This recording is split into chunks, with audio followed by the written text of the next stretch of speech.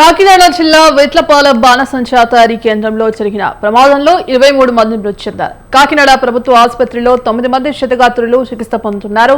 7గురు 90% కాలిన గాయాలతో చికిత్స పొందుతున్నారు. ప్రత్యేక వైద్య బృందాలతో వైద్య సదుపాయం కల్పిస్తున్నారు. ఇక ఘటనకు బాధ్యులుగా గుర్తించిన 4 డివిజన్ స్థాయి అధికారులను సస్పెండ్ చేశారు. బాణసంచా తయారీ యాజమాని పరారీలో ఉన్నారు. ఇక మృతుల్లో బాణసంచా తయారీ యాజమాని తండ్రి కూడా ఉన్నారు. సామర్లకోట కమ్యూనిటీ హెల్త్ సెంటర్ లో మృతదేహాలకు పంచనామా పోస్ట్ మార్టం నిర్వహించారు అధికారులు. అర్ధరాత్రి నుండి ఉదయం 6 గంటల వరకు 11 మృతదేహాలను వారి కుటుంబ సభ్యులకు అప్పగించారు.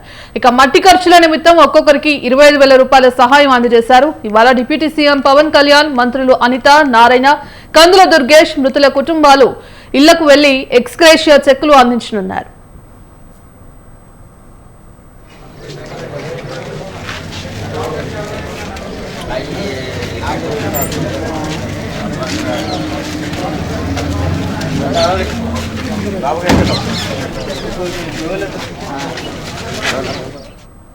ఇందుకు సంబంధించి కంప్లీట్ అప్డేట్స్ మా కరెస్పాండెంట్ నవీన్ రాజ్ ఫోన్ ద్వారా అందిస్తారు. నవీన్ రాజ్,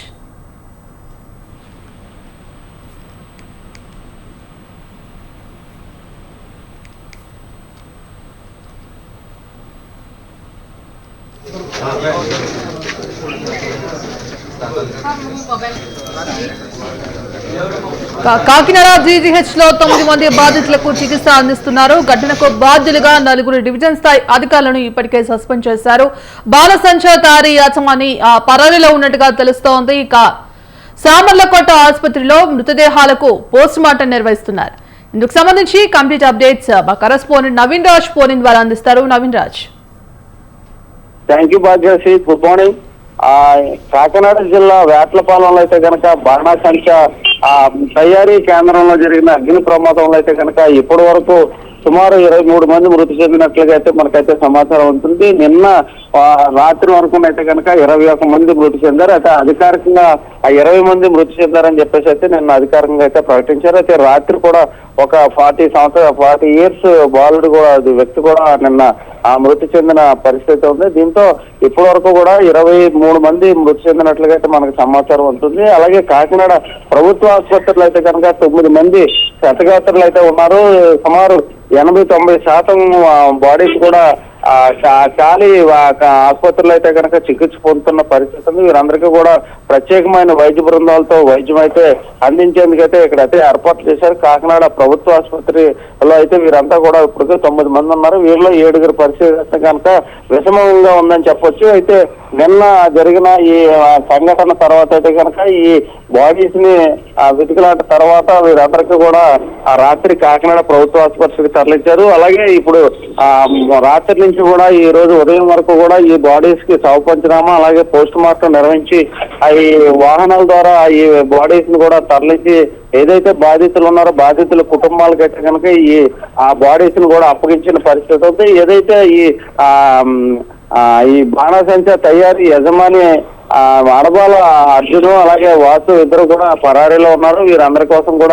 వీరిద్దరి కోసం కూడా గాలింపు చర్యలు అయితే చేపట్టారు. మరోవైపు చూస్తే కనుక ఈ ఘటన జరిగిన వెంటనే నిన్న సాయంత్రం చంద్రబాబు ఘటనా స్థలానికి చేరుకున్నారు. అలాగే సామర్లకోట ప్రభుత్వ ఆసుపత్రిలో ఉన్న కొంతమందిని పరామర్శించారు. అలాగే కాకినాడ ప్రభుత్వ ఆసుపత్రిలో కూడా ఉన్న వారందరినీ కూడా పరామర్శించి వారందరికీ కూడా అండగా నిలుస్తామని చెప్పడం జరిగింది. మరోవైపు ఏదైతే ఈ ఘటనకు సంబంధించి బాధ్యులుగా డివిజన్ కి సంబంధించిన 4 అధికారులను అయితే కూడా సస్పెండ్ చేశారు.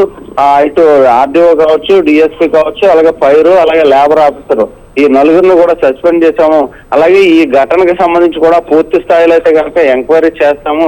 ఎంక్వైరీ తర్వాత ఇంకా ఎవరైనా దీనికి సంబంధించి నిర్లక్ష్యంగా ఉన్నారని తేలితే కనుక వారి మీద కూడా చర్యలు తీసుకుంటాము అని చెప్పేసి అయితే కనుక ఈ విషయంలో కూడా కఠినంగా ఉండాలని నిర్ణయించుకున్నామని చెప్పేసి చంద్రబాబు కూడా చెప్పారు. అలాగే చంద్రబాబు వెళ్ళిన తర్వాత అర్ధరాత్రి 12 తర్వాత పవన్ కళ్యాణ్ కూడా కాకినాడ చేరుకుని కాకినాడలో ఈ బాధితులను కూడా పరామర్శించారు. కాకినాడ ప్రభుత్వ ఆసుపత్రికి చేరుకుని అక్కడ ఆయన కూడా ఇదే విషయం మీద అయితే మాట్లాడి ఇలాంటి విషయాల్లో చాలా కఠినంగా వ్యవహరించాల్సి ఉంది. కొంచెం లూజ్ గా వదిలేయడం వల్ల ఇలాంటి ఇన్సిడెంట్స్ జరుగుతున్నాయి. ప్రజలందరూ కూడా దీని పట్ల కొంచెం చిత్తశుద్ధితో ఉండాలి. ఎందుకంటే డబ్బులు సంపాదన కాదు అని చెప్పేసి ఈ పవన్ కళ్యాణ్ కూడా అక్కడ ఆ ప్రాంతంలో కూడా కొంచెం భావోద్వేగాన్ని కూడా గురైన పరిస్థితి ఉంది. ఏదేమైనప్పటికీ ఈ ఇన్సిడెంట్ కి సంబంధించి ఇటు ప్రభుత్వం కావచ్చు, ఇటు జిల్లా యంత్రాంగం కూడా, ఇటు కలెక్టర్ ఎస్పీ కూడా దీని మీద ఎప్పటికప్పుడు పరిస్థితులు అయితే సమీక్షిస్తున్నారు.